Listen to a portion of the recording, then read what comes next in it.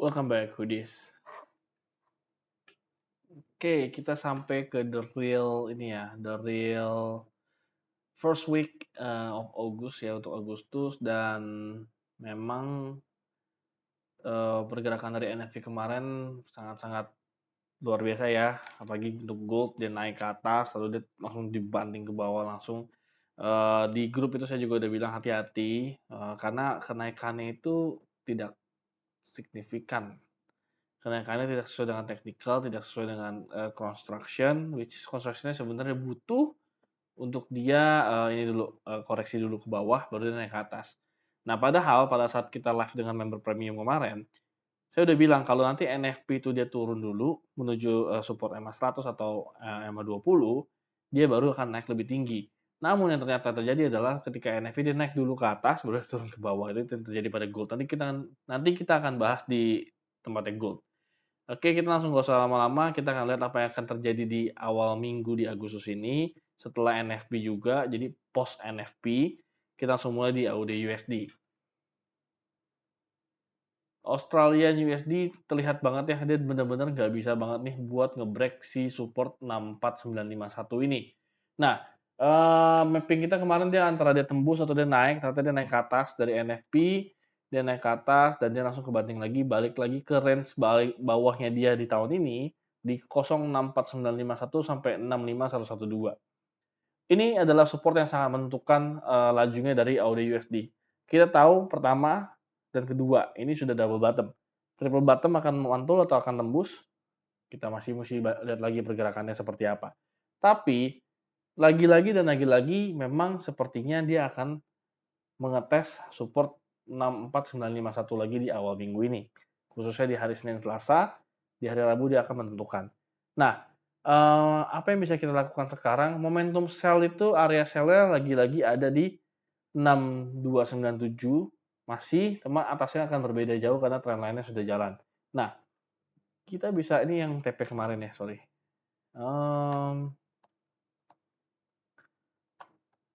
Jadi saya bisa simpulkan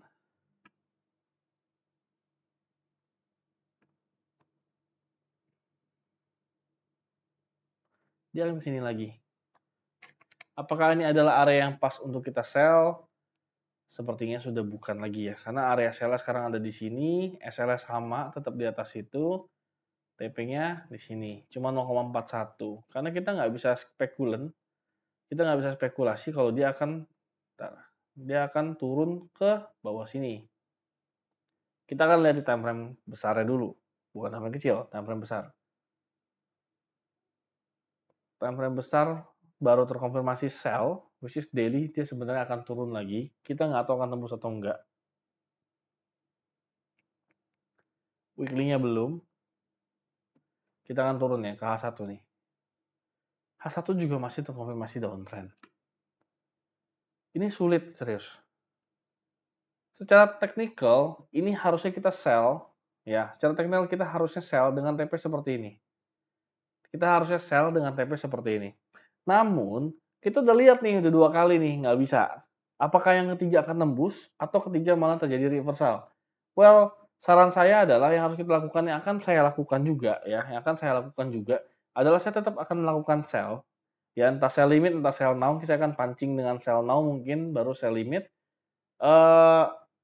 dengan TP yang seperti ini, dengan TP di support bawahnya lagi di 64300, di 064300, dengan catatan ketika dia sudah mulai mau retest support 64951, saya akan ngecek apakah saya akan SLBE atau enggak. Oke, ini yang sedikit complicated ya teman-teman ya. Jadi sekali lagi saya akan coba untuk sell hari ini ya, entah di area sell yang sekarang atau di area sell yang sekarang, atau saya akan sell now juga dengan lot yang lebih kecil. Dan tentunya sell limit saya nanti di area sell saya ini, area sell-nya berubah soalnya di 65112 sampai 65297. Ini adalah area sell, yang putih ini jadinya area sell. Saya akan sell dengan lot setengah dari risk yang saya biasanya. Jadi kalau misalkan biasa saya sell satu lot, saya akan sell di setengah lot. Dengan catatan, saya akan pantau ini AUD USD. Ketika dia sudah mulai retest support 64951, kita akan tentukan akan SLBP atau SL plus. Jadi saya maunya ini kalau tembus ya udah saya ambil sisanya, berarti which is seperempat dari biasanya. Kalau misalkan tidak tembus saya nggak mau ada resiko. Ini akan saya lakukan untuk hari ini ketika nanti buka market.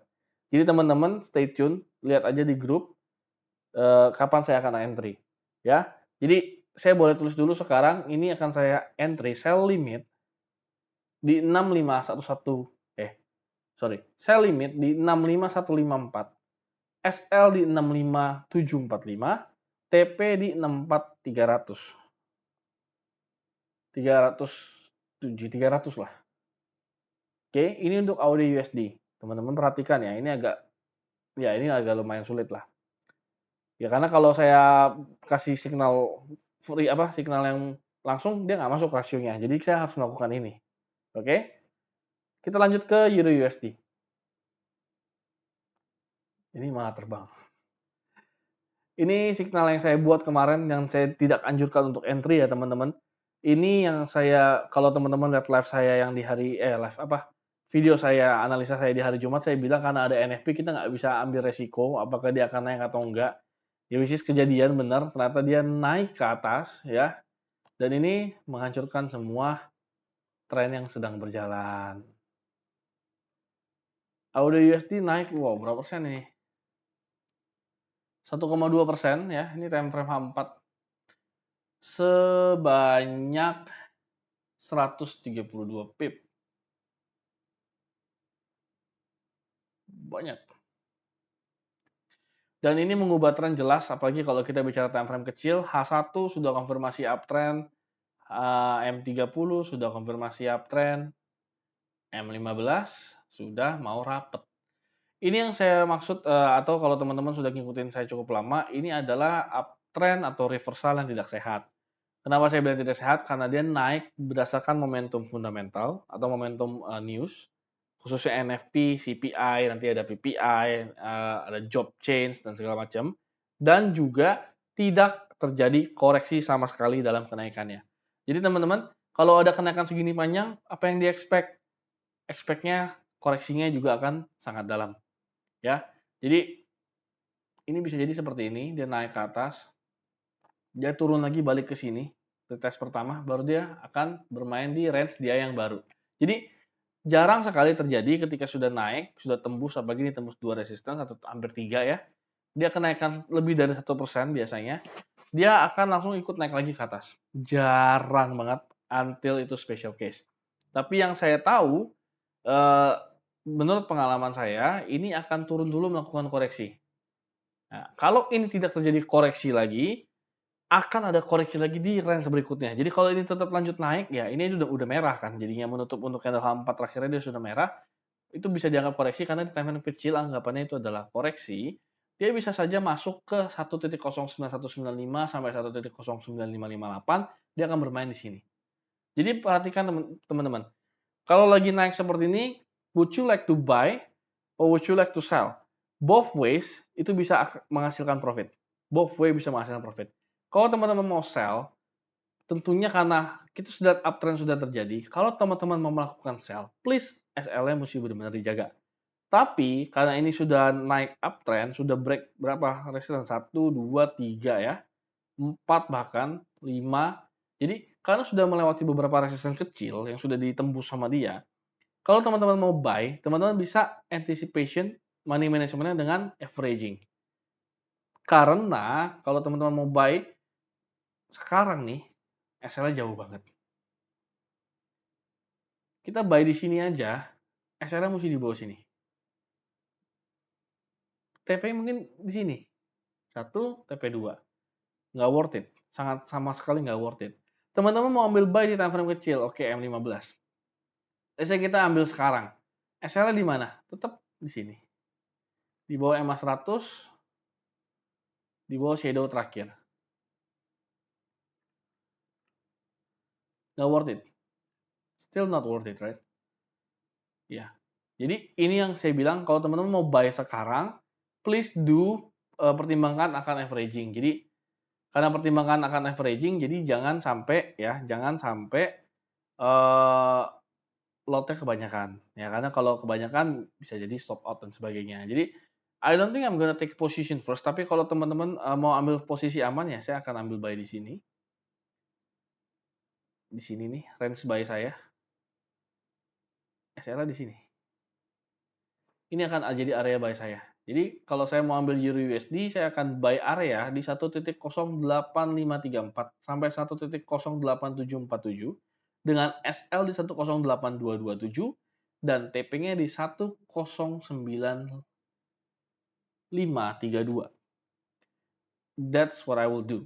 Ya, ini untuk awal minggu boleh ditaruh ya. Lotnya tetap hati-hati ya guys. Kita belum masuk ke era sideway, belum masuk ke tempat trending dengan struktur, enggak. Ini masih post NFP. Nggak bisa dianggap seperti trading biasa juga. Banyak trader yang pemula, banyak banget yang kayak terkecoh. Berharap NFP sudah selesai, kenaikan segini panjang dia sell. Dia beranggap ini sudah naik tinggi, nggak mungkin naik lagi. Apa yang terjadi? Biasanya ada follow trend, ternyata koneksinya cuma di time frame yang jauh lebih kecil, dan dia akan terus lanjut naik ke atas. Akhirnya sell-nya udah kepalang jauh ya, akhirnya MC mungkin, atau stop out. Ya karena mungkin dia nggak pakai SL. Nah, kebetulan di tim channel Hoodie Trader, semuanya pakai SL dan TP. Karena saya tidak mau beresiko untuk averaging. Mungkin ada yang lebih jago averaging atau ternak akun dan sebagainya. Yes, kami juga ada tim yang melakukan itu, tapi itu bagiannya ada di copy trade. Karena analisa seperti itu untuk saya sharingkan agak sayang ya. Mending kita cari yang mudah-mudah aja, kita cari yang gampang-gampang aja. Yang teman-teman tinggal entry, sell limit, buy limit, SL di mana, TP di mana, selesai. Yang penting kita profit at the end of the month. Oke? Kita lanjut ke GBP USD. Again ya, GBP USD juga saya nggak saranin kemarin untuk ambil. Jadi ini bukan posisi yang saya ambil dan SL. Saya Jumat kemarin tuh libur. Karena tidak ada yang bisa kita trade ya. Kalau teman-teman nggak percaya, saya ada recordnya di video analisa di hari Jumat. Even di grup saya cuma bilang hati-hati, be careful. Saya ada entry gold dengan lot 1/10 dari biasanya. Yang saya biasa trading 0,2 lot, saya trading cuma 0,02. Dengan range yang very very kecil. Itu pun ternyata nyampingnya ke SL. Nyampingnya ke TP, tapi ya kecil lah, nggak berasa. Itu cuma buat main, dan saya juga teasing buat teman-teman di grup, saya bilang kalau mau yang iseng coba aja. Oke, lanjut di GBP USD, ini saya hapus semua ya. Skenario yang dilakukan adalah skenario kedua, which is dia naik, dan ya yang tinggal dilakukan adalah dia akan turun lagi atau enggak. Jadi ini adalah skenario yang memang sudah saya gambar sebelumnya ya guys. Nah, kalau ini sudah saya gambar, artinya ya tinggal diikutin aja.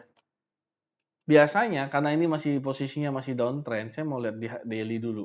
Secara daily dia sudah koreksi ke EMA 100, ini sudah saatnya sideway di 128357 sampai ke EMA 100. Dia kan sudah saatnya sideway di sini.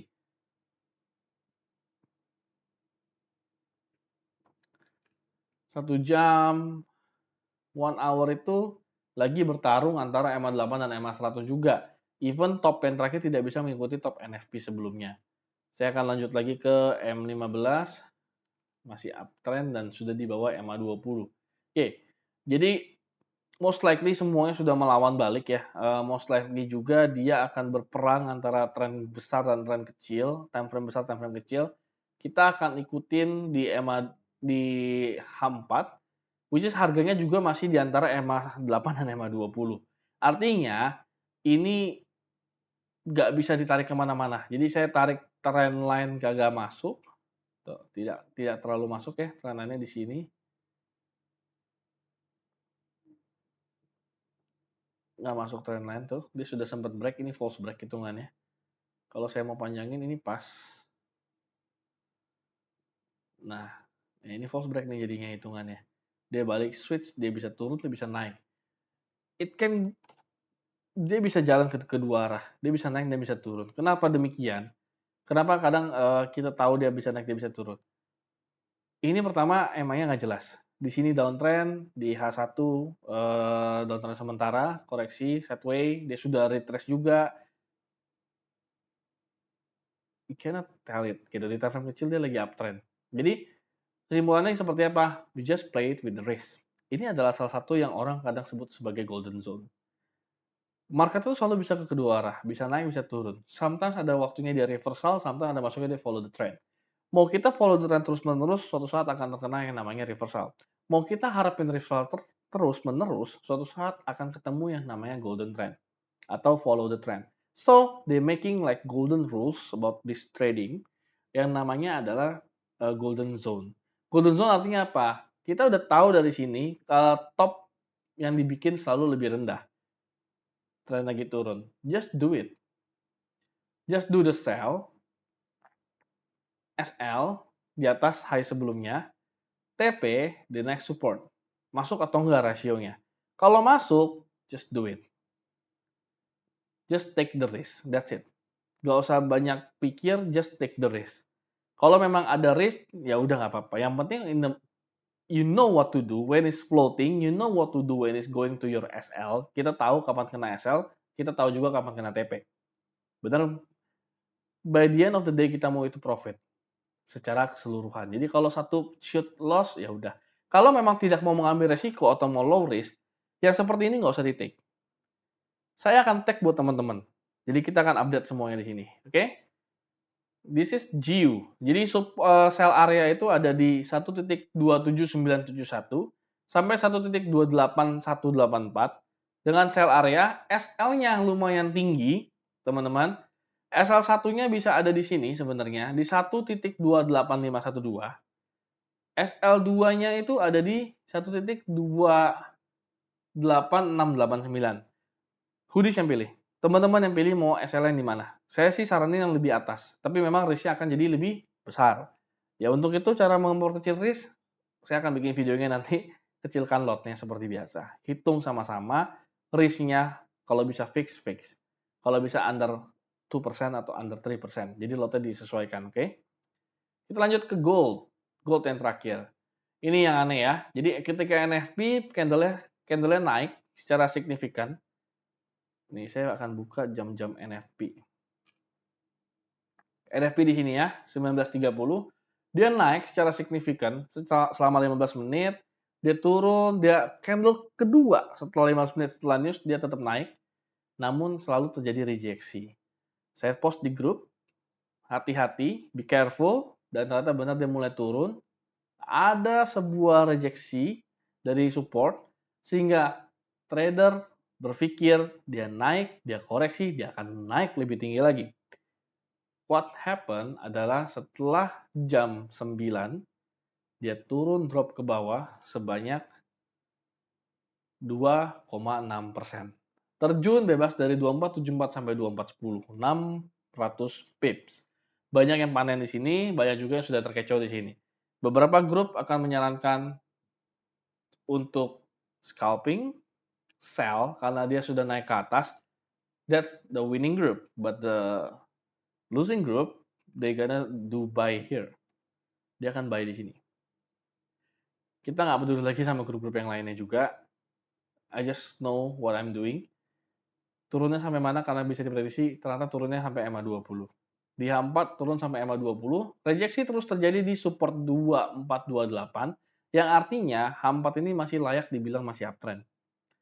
I don't care about small time frame, karena kita bermain intraday. Kita lihat di sini juga, ternyata tidak bisa sampai all time high, seperti prediksi kita ya. Secara daily, ternyata dia tidak all time high, tapi secara nah, ini kurang lebih range-nya nih. Range-nya masih akan bermain di antara 2480 atau all time high dia sampai ke support 2377 secara daily. Nah, jadi kalau kita turunin lagi, ada kemungkinan besar dia bisa turun sampai ke EMA 100, namun bisa juga dia lanjut naik besok. Jadi apa yang kita lakukan? Kemungkinan besar gold akan sideways di 2428 sampai 2452. Dia akan bermain di sini-sini doang sampai terjadi breakout ya. Oh, jadi buat teman-teman ini begini.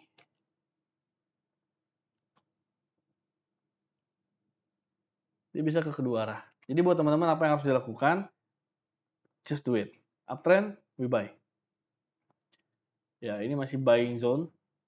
SLA di bawah EMA 100 of course. Lumayan jauh ya. Kita ambil di bawah support ini aja deh. Di sini nih, di bawah ini. TP-nya juga tidak nyampe juga. Jadi apa yang harus kita lakukan? Stay tune in the group, kita main di time frame kecil paling. Time frame kecil seperti M15 masih akan harus menembak EMA 100 dulu. Walaupun sudah uptrend sementara. Ya seperti saya bilang, dia mungkin akan sideway. M30 sama. H1 sama. See? You cannot paksa. Jadi kita nggak bisa paksa, teman-teman. Kita nggak bisa paksa akan kemana ini market selama memang belum ada kepastian atau konfirmasi dari candle-candlenya. Ya, ini saya sudah bilang ketika naik di sini akan ada koreksi lumayan besar yang ternyata terjadi. Jadi kalau kita tarik trend line, ini trend saya yang waktu itu saya gambar, siap tuh. Ya, jadi saya masih fokus akan buy, cuma momentumnya ada di mana saya masih belum bisa pastikan, tapi mungkin ada di sini karena nanti M100-nya akan ngikut. Kalau seperti ini mungkin bisa. Jadi ini small lot ya, again small lot di 2431 buyingnya, SL di 2408 sampai ke 2467 gitu. Kita akan bikin areanya, tapi areanya mungkin saya akan kabarin lebih karena kita mesti tunggu dia nyala dulu, kita mesti tunggu dia open akan kemana dia arahnya, baru kita tentukan akan kemana. Oke, untuk analisa hari ini tinggal itu aja. Thank you for watching. Jangan lupa follow-follow grup Telegram khususnya karena saya akan update apapun analisa harian kita di sana berupa signal juga, semuanya free. Semuanya free.